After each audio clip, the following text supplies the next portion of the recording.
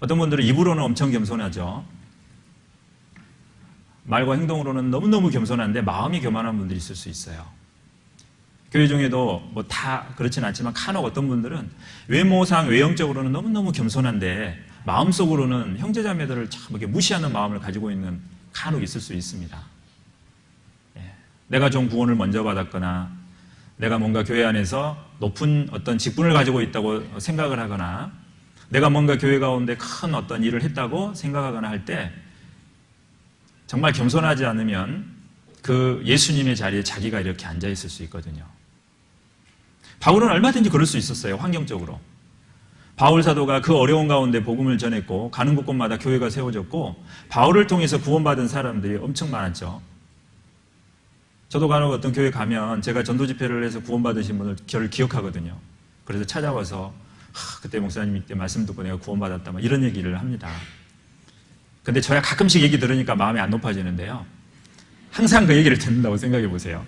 전국에 있는 해외에 있는 우리 교회 갈 때마다 다 성도들이 목사님 때문에 구원받았어요. 목사님 말씀 듣고 구원받았어요. 뭐 지금도 말씀해 주시면 너무너무 힘이 되고 위로가 되고 막 이러면 어떻겠습니까?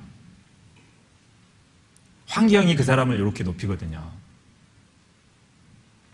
바울 사도는 얼마든지 그럴 수 있는 환경이 분명히 있었어요. 하지만 지극히 자기를 낮추게 겸손했기 때문에 마음을 높일 수가 없었죠. 물론 하나님이 겸손하라고 몸에 가시도 주셨지만 사랑하셔서 가시를 주었어도 높아질 수 있어요. 유혹받으면. 그게 우리 육신이 그런 명예심이 있기 때문에. 그런데 겸손한 마음으로 한 겁니다.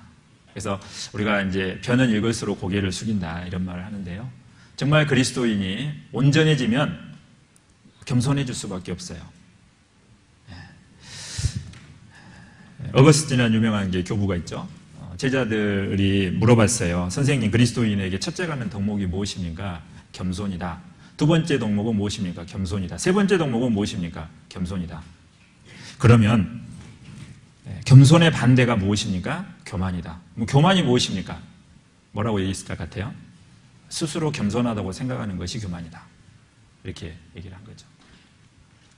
그러니까 스스로 나는 겸손하다 생각이 들면 교만이다 그랬죠.